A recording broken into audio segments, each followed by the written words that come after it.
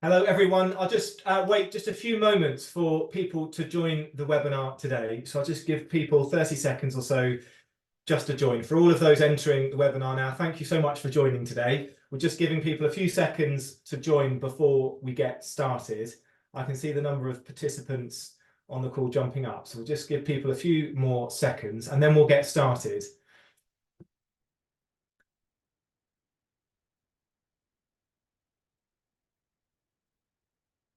Okay, I think everybody who's joining has joined for the time being. So we'll make a start. First and foremost, hello everyone and welcome to this top tips for staff engagement webinar hosted by the charity National Numeracy. It's a session that we are recording today and it will be published on our website. So just to give you the heads up about that. And I'm Sam Sims, I'm the Chief Executive at National Numeracy. And I'd like to thank you all very, very much for joining the session today. So why have National Numeracy put on today's webinar? Well, firstly, to provide some context, when we talk about numeracy, we mean being able to understand and work with numbers in everyday life. It's all about the interplay between confidence with numbers, numeracy skills, and having a positive attitude towards the value of numbers and maths. But half of the UK's working age population have the numeracy levels expected of a child leaving primary school. And this low numeracy increases vulnerability to debt, fraud, financial exclusion, and unemployment. And it's strongly connected to wage levels, contributing to up to £25 billion in lost earnings each and every single year.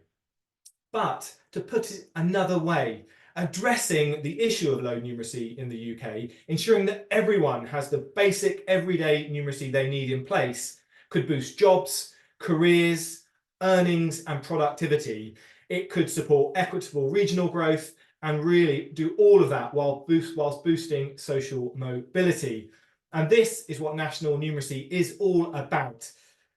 We're a charity that empowers adults and children to get on with numbers so that they can fulfill their potential, helping to spark better opportunities and brighter futures. But this is only possible with the incredible support of our amazing partners. And we've been fortunate enough to be able to develop some fantastic long-term strategic partnerships with a pioneering group of organisations, which have really fueled the charity's growth and impact in recent years. And while each partnership is unique, something they all have in common is how they leverage the passion and expertise of their staff to boost and extend our impact. But your colleagues all have busy roles and all sorts of competing demands of their time. So it can be, I know, really challenging to translate enthusiasm and really goodwill into commitment and action. I'm therefore delighted to be joined today by some brilliant partners working in the social impact space to talk about purpose-led staff engagement and, as the title of the webinar says, to share some really good, helpful top tips with all of you. So our expert panel will be chatting about their tips and tricks to improve working culture, staff engagement and skills development, how to use communications for lasting results, and the ways social impact partnerships can really help drive and meet these priorities. So in order to do that, we are going to be joined by, as I say, a wonderful panel. We have Kathy Pryor, Social Impact Manager at Vanquis Banking Group, covering the value of staff networks and community champions. We have Polly Rogers, Engagement Manager and Social Impact Programme Leader Oliver Wyman, covering how pro bono volunteering creates social impact. And we have Sarah Brophy, Senior Impact Manager at Experian UK, who will talk about transforming teamwork through collaborative social impact. Senior Social Impact Manager, I should say, Sarah. And finally, we're hoping to also have Dave Richards join us on the call as well. Dave is Head of CSR and Diversity, Inclusion and Belonging at Capital One. And hopefully Dave will join to be able to talk to us about the power of role models. So firstly, thank you all to all of the panel members for joining this webinar session today. We'll cover the examples that I just very briefly outlined over the next 25 minutes or so, but before providing all of you, our wonderful audience, with the opportunity to delve deeper by asking any questions that you might have. What I would say is don't wait until the Q&A to add your questions. If anything comes up along the way that you're interested in or interested perhaps in hearing more about, please do put your questions into the chat as we go along. I'll keep an eye on those and I'll cover in the last 20 minutes or so as many of those as I possibly can. So hopefully that's all of the introductions, housekeeping, the running order and for the session today. And I promise that we will finish by 1:30, but we will not be running over today. So let's get the show on the road. I think we'll start with Kathy. I'd love to hear more about your work at Vanquis Banking Group, Kathy, and your top tip for the webinar today, please.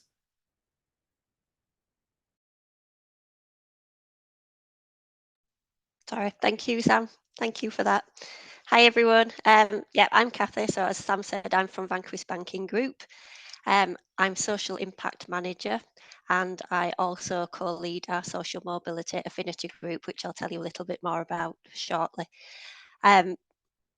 So I manage our the education work stream of our community programme, where we work with children and young people from disadvantaged backgrounds to help with literacy and numeracy skills, and also to provide insights into the world of work and help raise aspirations and give them the skill set that they need to secure opportunities, including employment. Vanquis Banking Group, we have been around for 140 years now. We provide tailored credit cards and loans and vehicle finance to 1.5 million customers across the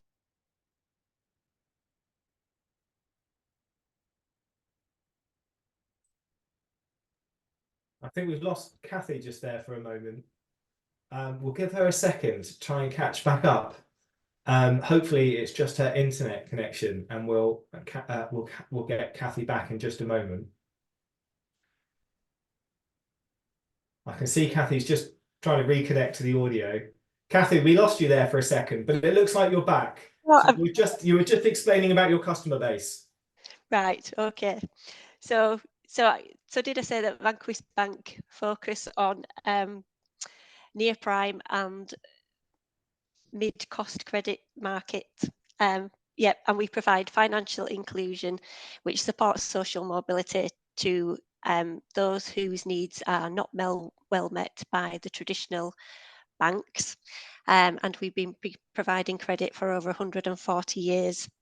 So we provide currently tailored credit cards, loans and vehicle finance to 1.5 million customers across the UK.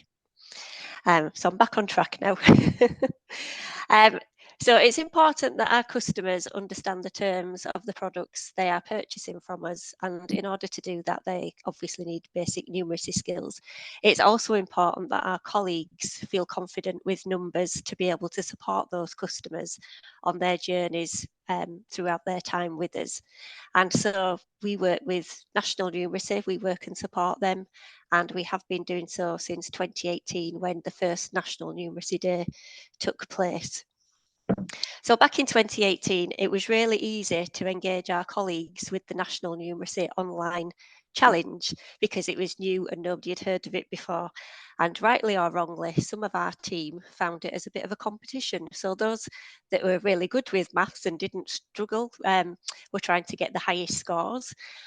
Whilst those of the team like myself were kind of hiding away to let them get on with that, and we were just going to stay in the background. And that year was really successful. We had the highest level of colleagues who engaged in the challenge that year, so that was really good. So since then, we've worked hard to try and keep numeracy confidence high on the agenda, and to really push that forward and help those colleagues and customers who might be in need of some help.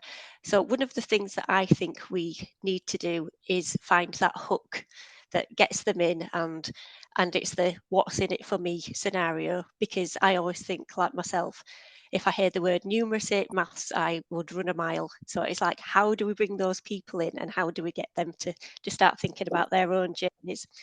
So one thing we did during COVID, obviously there was a lot of news around people struggling to help their children with their schoolwork while they were learning from home, and maths was a particular one of those. So we worked really closely with National Numeracy to put on a workshop called Help Children Love Maths. And it was all about how you can help children in your life to develop number confidence and also a positive attitude towards maths. And the hope was that by doing that, we would engage parents who were perhaps struggling but didn't want to say anything, but they would then start them on their journey, because throughout the workshop, we obviously talked about the National Numeracy Challenge and how if you were struggling, you could get some help from that.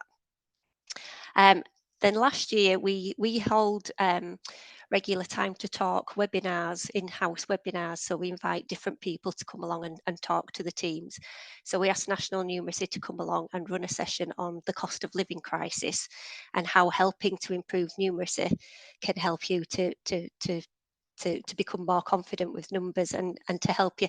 And it was good because that engaged the customer teams in particular, because they wanted to help our customers who were ringing in to say that they were maybe having some problems and how we can help them.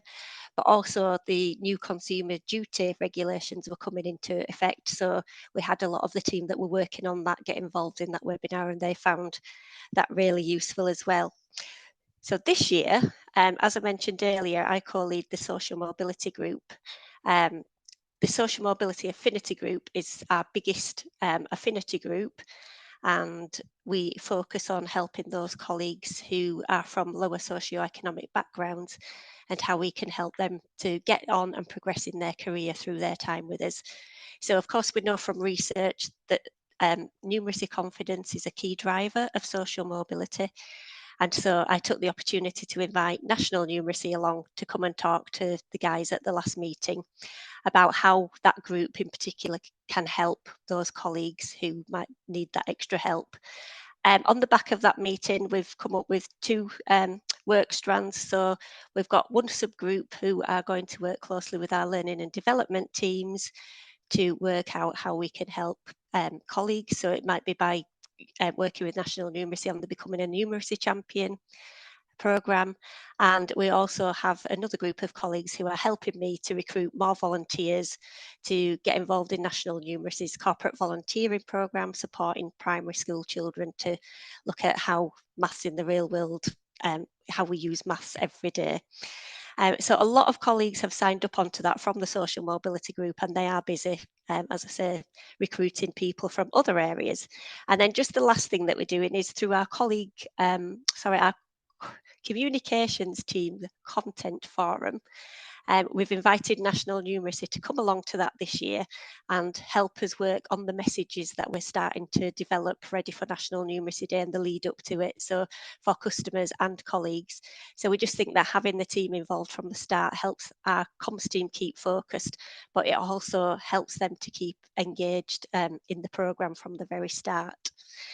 And just to finish by saying that working with National Numeracy is fantastic. Working with them fits our purpose, and anything that we want to do, they are there on hand to help us develop what we want to do. So thank you, and we're looking forward to National Numeracy Day 2024. Thank you so much, Kathy. And you mentioned National Numeracy Day there. That's 22nd of May, and many people joining the call today don't know much about National Numeracy as yet, but do have a Google, have a look at National Numeracy Day. It's a great national campaign to get people started with improving their journey to improving their numeracy and raising awareness of the issue as well. You also mentioned, Kathy, the National Numeracy Challenge. That's an adaptive online tool to help people start to build their confidence and their skills, specifically designed for adults as well. And I'm so tempted to ask you lots of questions, but it's not all about me at this point, so I'm going to hold back from doing that. But just to draw out a few of those points, that kind of tying in with things that are affecting everybody in the world at a time. You know, like you talked about tying in with the cost of living crisis. You also talked about making it relevant to clients and customers as well as to staff, and the power of that, using affinity groups, in your case around social mobility, and then linking that in with volunteering, corporate volunteering, and the program that we offer. And then finally involving communications colleagues and doing that early on as well, I think is some of the things there. So thank you so much for sharing those. Let's come on to Polly. I'd love to hear what you're up to at Oliver Wyman and your top tip, please, Polly. Yeah, absolutely. Thanks, Sam, and thanks so much for having me on the webinar today. I am representing Oliver Wyman. I am an engagement manager, but I was also lucky enough to lead our social impact programme last year. So I'm here to talk to you about pro bono volunteering and how that can drive social impact. Maybe just a little bit of context on Oliver Wyman. We are a global management consultancy, about 7,000 employees globally, but hubs in the UK and I as well. So a bit larger number of people based in London office as I am, also teams in Dublin, in Newcastle, and in Haywards Heath, so spread all across the UK. Obviously within those teams, a lot of consultants because that's our business, but we also have a lot of specialists, coders, facilitators, but also support professionals, marketing, HR, finance, etc. And one of the key things that our social impact programme does is leverage each of those individual skill sets for good. So people are applying their own capabilities to support charities in a pro bono way. Maybe just to dive into that social impact programme. Miller, do you mind just popping up the slide? I'm a consultant, so obviously can't help but have a slide ready to go. Thank you very much. Hopefully it's on its way. Brilliant. So our social impact programme commits 1 to 2% of our capacity. So it really is a strong commitment from our senior leadership to support pro bono work. This is kind of separate to our existing kind of CSR initiatives, fundraising, etc. And it's really focused on supporting strategic priorities for charities and other organisations who are non-profits. The most important part of that and the kind of the core of what we do is projects. So we deliver commercial quality projects for charities which are scoped with the social impact lead. So that was a key part of my role, ensuring that the work that we were delivering was genuinely additive and important to the organisations that we were supporting across core priority focus areas. So for us, national numeracy fits that social mobility bucket. And we have supported them over the past couple of years with 2 high-profile projects. One helping them kind of unlock funding and the other looking at their strategic goals for the next 3 to 5 years. These are genuine project delivery, so we will staff up a full-time consulting team, usually for about 6 to 8 weeks, and we will also have partners supporting as well.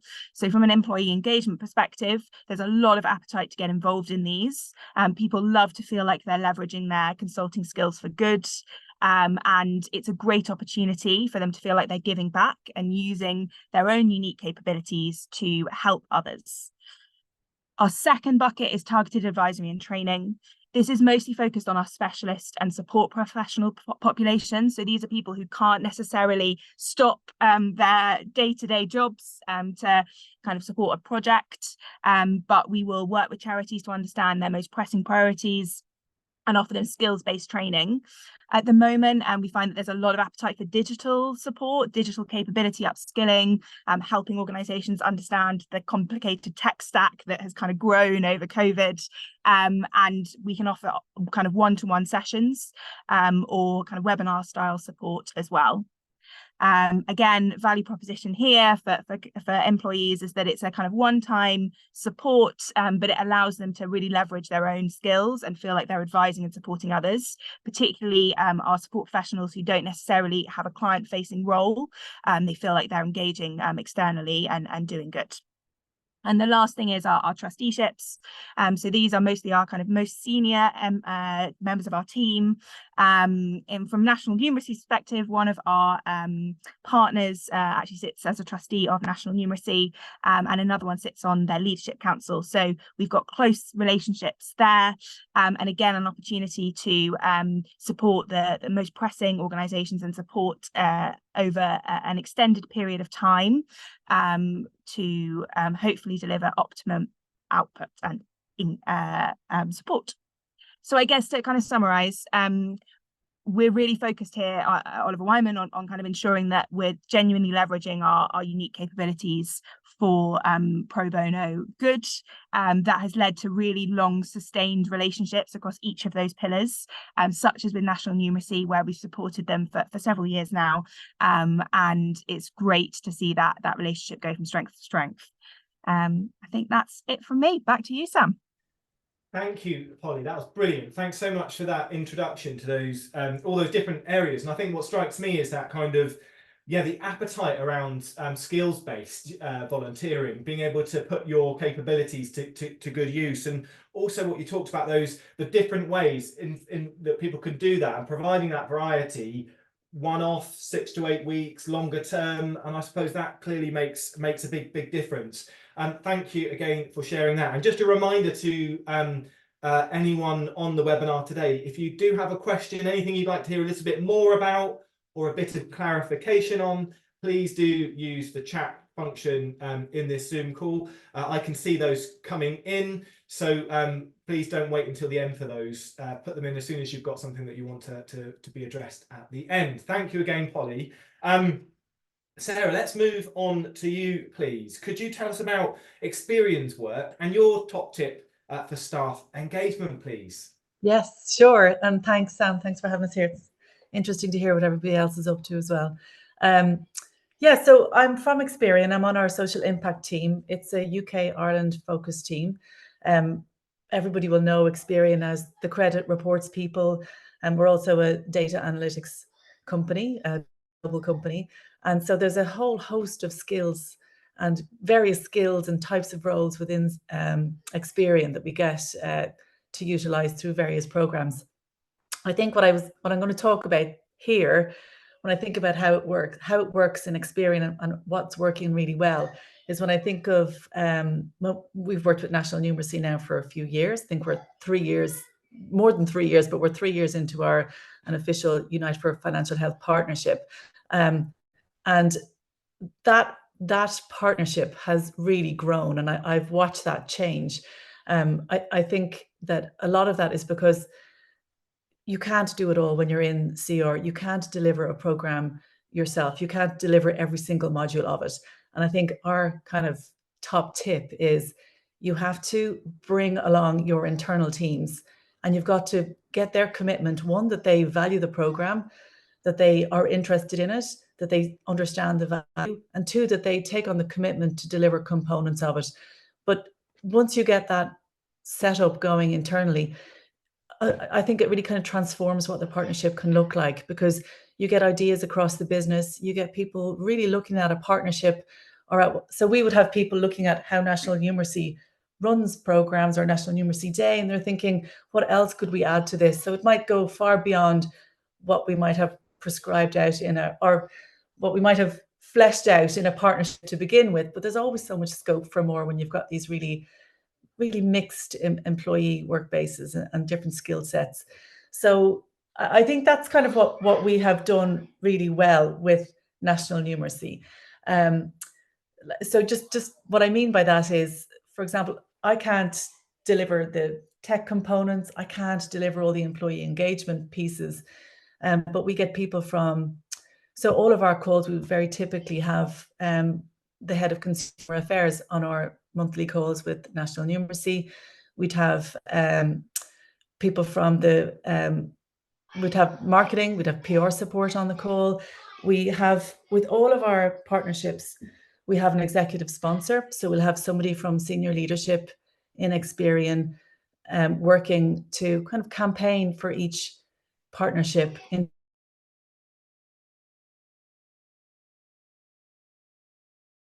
So as different components arise, they can really move the focus around internally, get people to listen and see what we're doing. And I think that's been that has worked really well. I think anyone on this call who is working in the social impact space will know the pitfalls of when you don't kind of bring your internal stakeholders along, when you don't have the support of your comms team. It's really hard if you think a partnership is valuable, but you haven't brought your other teams in to consider the partnership and how aligned it is to the business.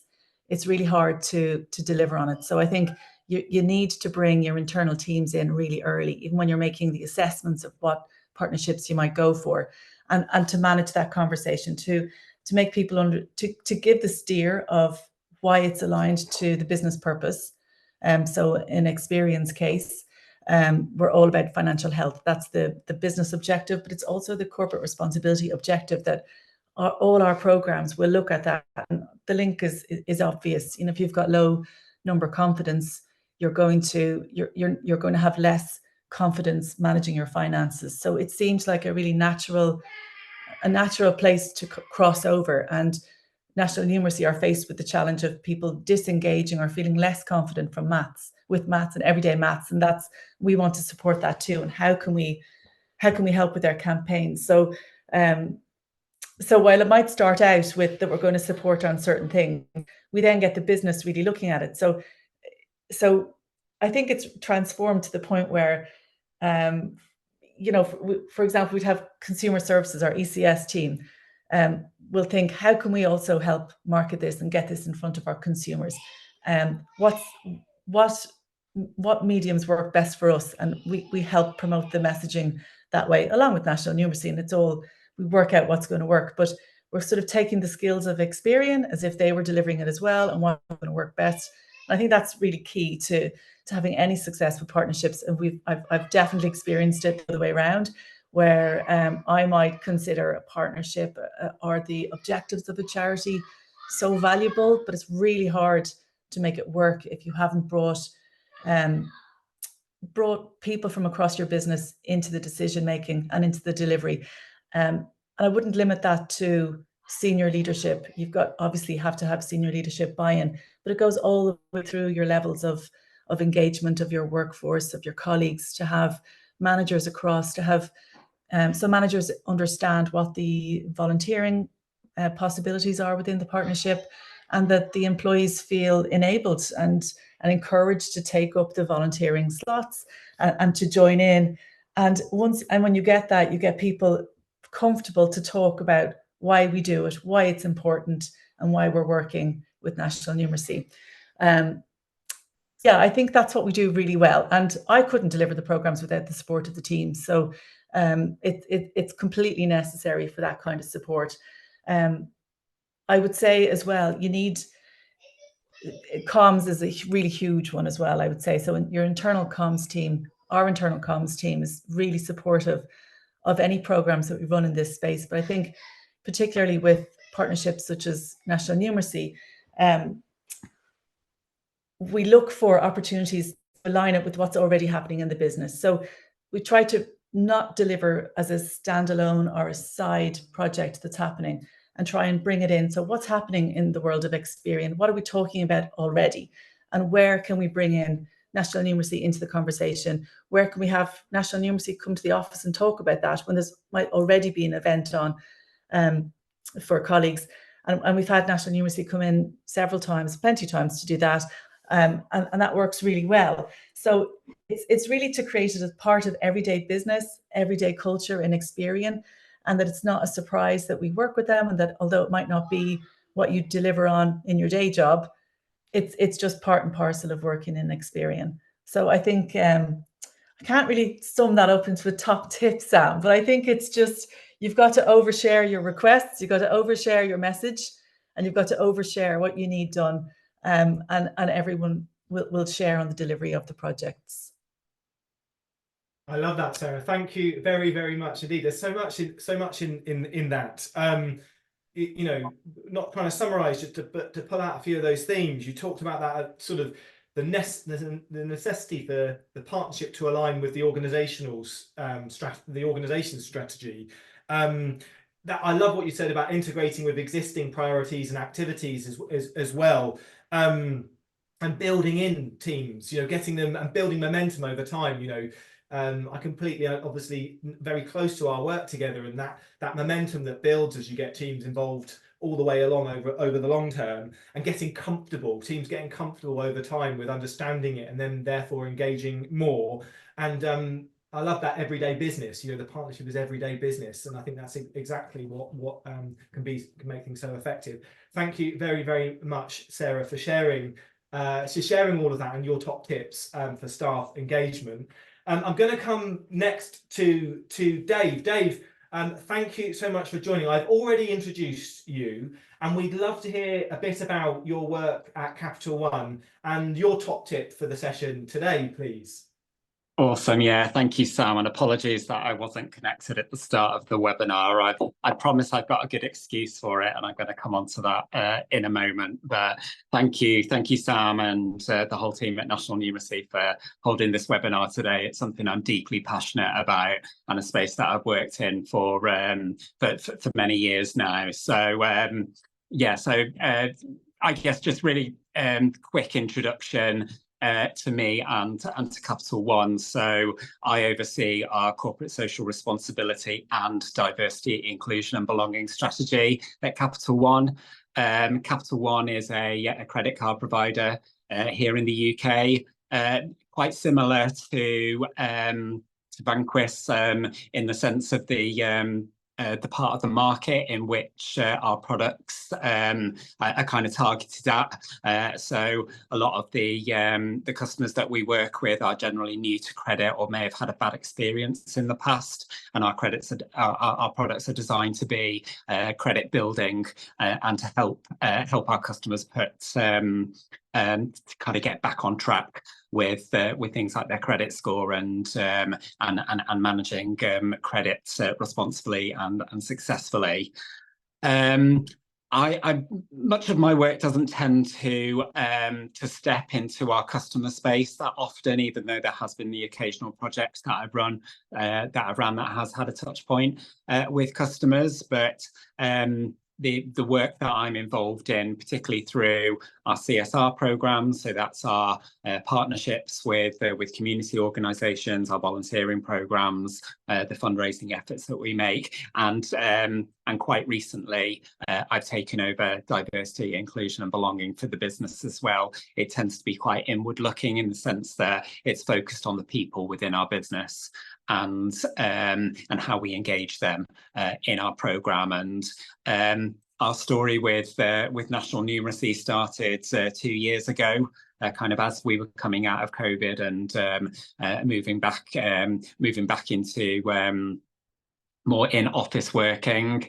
During COVID, unfortunately, due to it being a workshop, our financial education programme wound down, and we had been exploring ways in which we could continue working in that space of giving communities the skills that they need to succeed with finance and in life and in work more generally, but also that felt a little bit different to the traditional financial education that we'd done before. We'd explored a digital or virtual program during that time, and when we started looking at some of the other providers and the excellent materials that they had, we thought, well, we don't need to reinvent the wheel, we want to do something different here. And we landed on Numeracy through kind of various internal discussions. We'd also really recently ramped up our intent around diversity and inclusion, and particularly increasing representation of women within our business. And we married all these factors together, and particularly our CEO, Lucy, was very passionate that she felt that there was an opportunity for us to step into this space and put on it a lens of addressing some of the barriers that women have to getting on with numbers and following career paths and progressing into senior roles that particularly are quite data-led and have numbers as a key part of them. And I guess the reason that I'm telling this this story and this build up to when we worked when we started our partnership with National Numeracy is that a really important thing to us at Capital One, and that we wanted reflected through this partnership, was that there was an opportunity to engage our associates, so our employees, with the programme. You know, I've worked in CSR for a number of years. I used to work for an organisation called Business in the Community, and I know lots of organisations do things differently depending on what's right to them. But here at Capital One, we want our people involved in the programme. We want them to kind of be at the coalface of it, using their skills, you know, some of the stuff that some of my panelists here have talked about today to kind of address that societal issue that we're invested in, that we're trying to shift the needle on. And so when we presented this challenge to National Numeracy, and they presented back at us the opportunity to be a funder for a corporate volunteering programme, for us it was an absolute no-brainer to kind of say, yes, we really want to do that. You know, that's something that's really important to us. We already have quite high levels of engagement in our partnership and programmes and different events that we run. We typically see about anywhere between 45 and 55% of our workforce get involved in a community project, programme or event at some point throughout each annual year. And so we saw this as just a great opportunity to add something new into the mix, but also really leverage the skills within the business. And I guess, you know, it's already been touched on, but kind of when you introduce something new to an organisation, it can kind of feel quite exciting, and you can kind of get this groundswell of engagement at the start of a partnership, or when you launch a programme, but kind of maintaining that can sometimes feel quite challenging. And so doing things like working with internal comms and all of those tips that have already been mentioned by other panelists, you know, I definitely +1 all of those. But my top tip that I wanted to leave all the webinar guests today is around role modelling, and how, as practitioners within the employee engagement space, managing CSR type programs, you know, I as a professional, but encouraged so by the business as well, very much take on a bit of a if not you then who kind of mindset.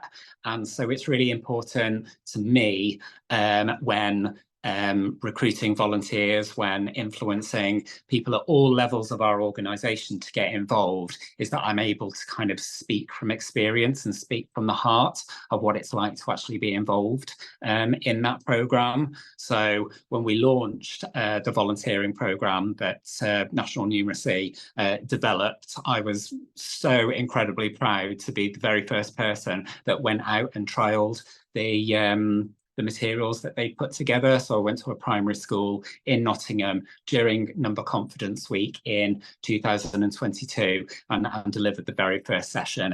And since then, I've gone on to make sure that I am a regular volunteer. So throughout last year, particularly, I've made sure that I was talking. I was going out volunteering regularly, and then I was talking about my experience when I got back into the business, and particularly with associates that you know, felt nervous or didn't lacked confidence with volunteering, particularly in this space. You know, a lot of the organisations represented here today have spoken about social mobility as part of their strategies, and you know, we know that engaging schools and young people and trying to raise aspirations and break down kind of barriers to you know, a positive progression through education and into work can be, you know, the absolute key to success with addressing some of the social mobility issues that we see in our communities. But so we do a lot of work with young people.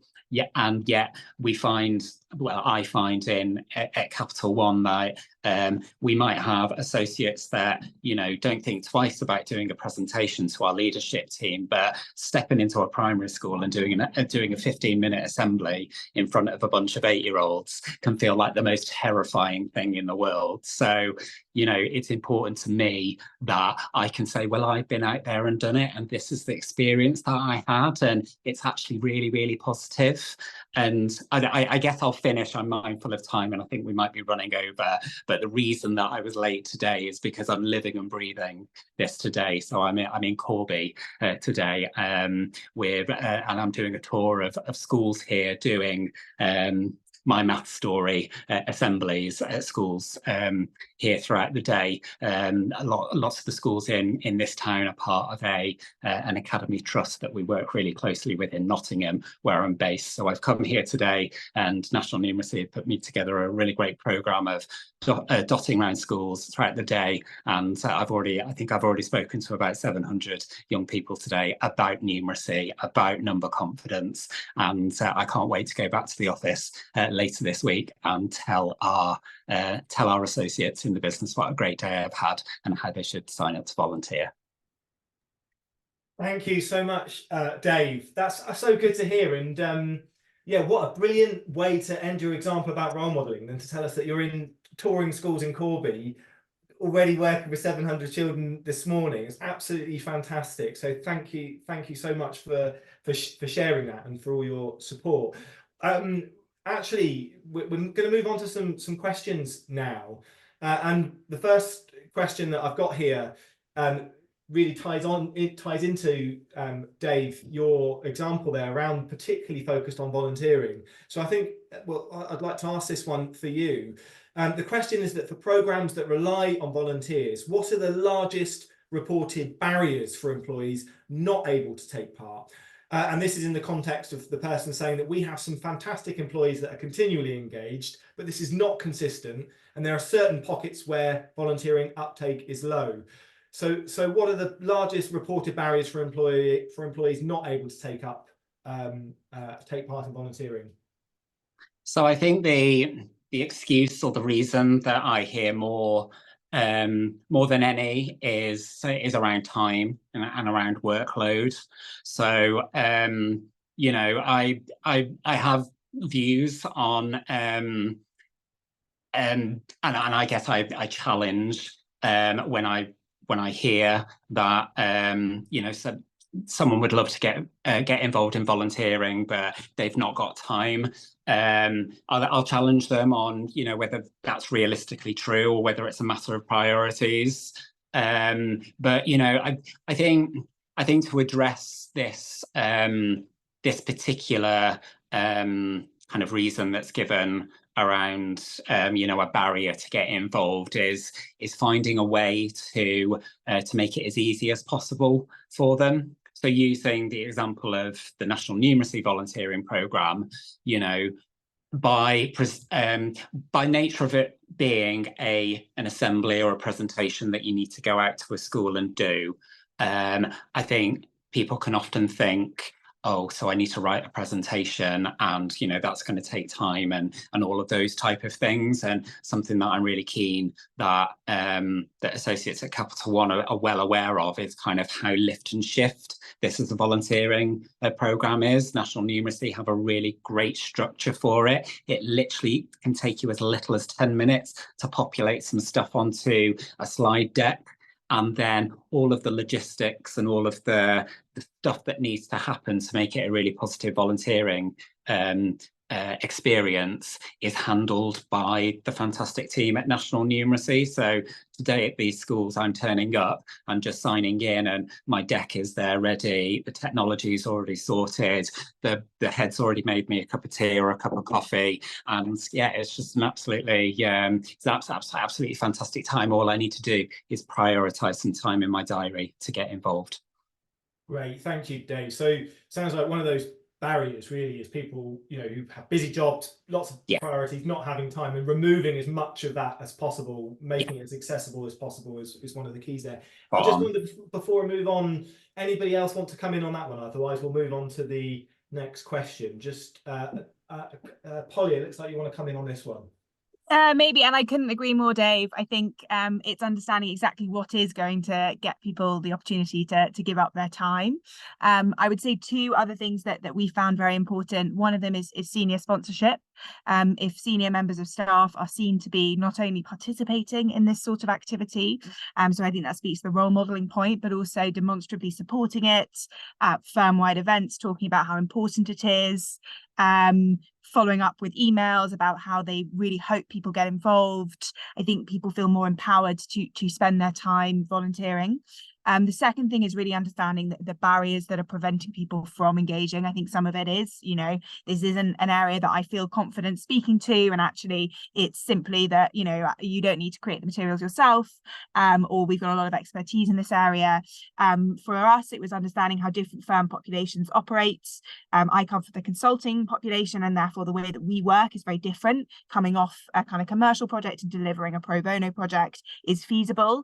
For our support professionals, it's not. So it's kind of working with them to understand how their day works, when would be most appropriate for them to be supporting, and how that works across kind of a full year, when is an absolutely, manic time for them from a kind of business perspective, and therefore they don't have capacity to support, and just kind of leaning into your different employee groups and understanding how they work differently, and therefore how you can best match when they do have capacity and when they are keen to help with the needs of the organizations that you support.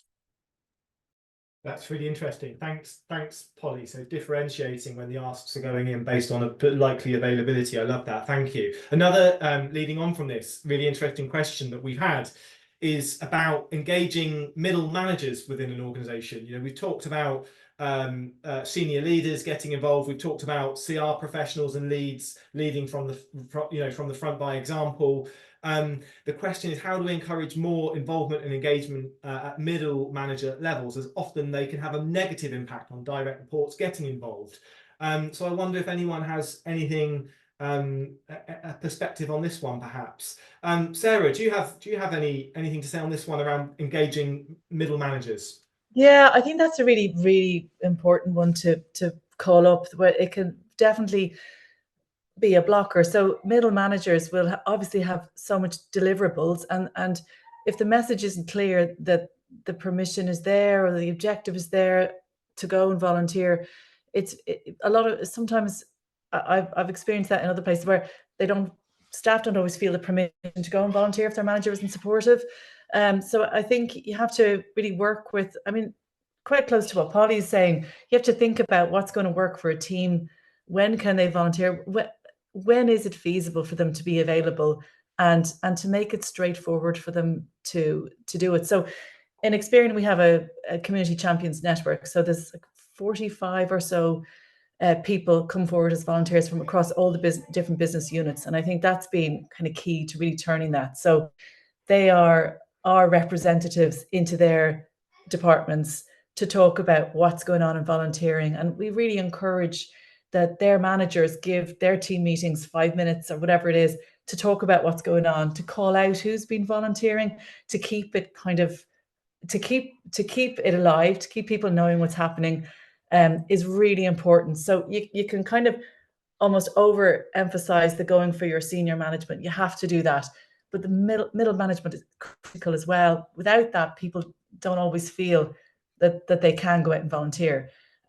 So I think you have to keep it visible. You have to keep something that we did actually in Experian is we use Numeracy to track our volunteering. That's our volunteering platform.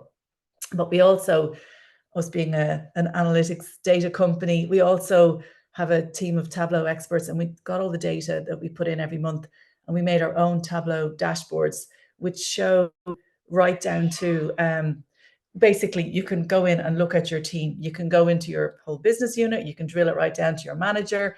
So you could look by manager. What has my team done in the last financial year? And also, this was very clever. Somebody had the foresight to put this in, was that there's a leaderboard. So you actually can see where you're tracking against the other teams, which everybody, people just love a bit of competition. A bit like Kathy said about taking the test, taking the Numeracy challenge. When it came out first, that is something that then the champions have a number. They have something to show in the team meetings, and they also have people have a number they can relate to of where they're at. And if we see that a team is not engaging, we can say, like, what is going on here? Like, because often it's to do with it might be people coming in on different types of styles of hours of working, different type of shifts, different demands on teams will really play into some teams struggling to engage. And then I suppose the final thing is to just not assume that the volunteering that we have is always suitable for everyone. So you do need to go and, like, it's on us to find opportunities as well that will engage people and to make it easy. I think everyone is saying this, you know, to make it easy for people to then join in. And by easy, that might be to find the opportunity, but as well to feel comfortable and confident to deliver it. So yeah, that's my take on it. Thank you, Sarah. I love that. I love that kind of idea of keeping things visible and measuring those things and sharing that, not just, as you say, to create that competition, but also to be able to understand what's not working and be curious about why it might not be working, and therefore offering different options to be able to address that, so that it's constantly, you have that opportunity through the data to be able to improve the offer overall. Thank you. We might have time for just one more question. If anybody on the webinar today wants to add one more into the chat. One I did want to pick up on before we finish was just this idea about you know, different and unique approaches within, you know, to different teams. Polly, you mentioned this, and in fact everyone's mentioned this to some extent, and so I wanted to come to you, Kathy. Do you find that different teams or different roles in the organisation or other groups need a unique and different approach to how you engage them? I think so, yes. Sort of picking up on what everybody else has said. Like with the customer team, it's how can we help our customers? So by them getting involved, how can they help our customers? With HR, it's about how they can support colleagues to get involved. But interested in what Sarah just said, we have our corporate volunteering programme, which colleagues can get involved in, but we appreciate that not everybody wants to go out to a school and do that. So we also offer a day a year where they can go and do absolutely anything they want, anything that's close to their own hearts. So we offer that we offer it in addition. So but it's interesting because more people take up the education stuff, because as Dave was saying, and thanks to Capital One, the National Numeracy Programme is there. You just literally put your words into a slide that's already prepared for you, and so people tend to get involved in that. But we also have it in our objectives as well this year, volunteering, so that's kind of helping with the middle management struggle, if you like. So everybody's got it as an objective. So yeah, hope that answers the question, Sam. Yeah, absolutely. Thank you so much, Kathy. And I think, you know, I won't take any more questions at this point, but this kind of what again is coming through from all of you, just to use Sarah's term, this making it part of everyday business, whether that's through data or objectives or through vision, direction and strategy. That's one of the key things that I hear coming through from all of you about driving engagement.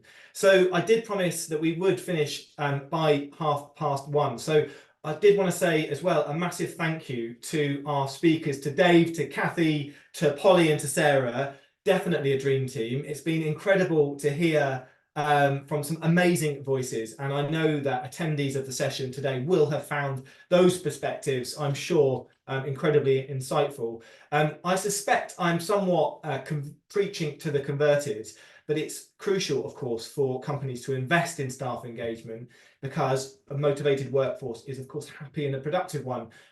You know, we know there's that correlation with so many companies adapting rather to the new normal of remote and hybrid working. I hope this webinar has offered some food for thought on how to use communications and social impact partnerships for powerful results. And it would be remiss of me not to point out that today we've heard about partnerships with National Numeracy, partnerships that at National Numeracy we are incredibly proud of.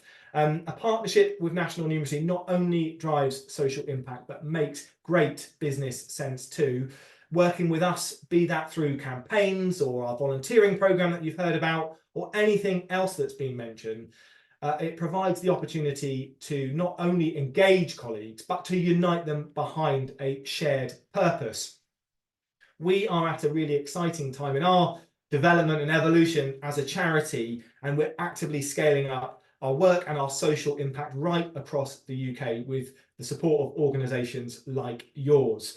So if a partnership that champions social impact and makes commercial sense sounds of interest, do not hesitate, please, to reach out to us and to our partnerships team to explore that with us. And as a final reminder, the event has been recorded, this webinar has been recorded. It's going to be made available shortly on our website for you to look at again, for anyone that's missed it to have a look, or for you to share with anyone that you think might be interested in hearing more about top tips for staff engagement. And we'll be sending you a link in a follow-up email as well. So to close, a massive thank you to all of you joining the webinar today. Thank you for taking part and for listening. I hope you've got some value from hearing these amazing experiences. And thank you again to our amazing speakers and panelists for joining us today. Thank you. And I hope everybody has a wonderful week ahead. Thank you.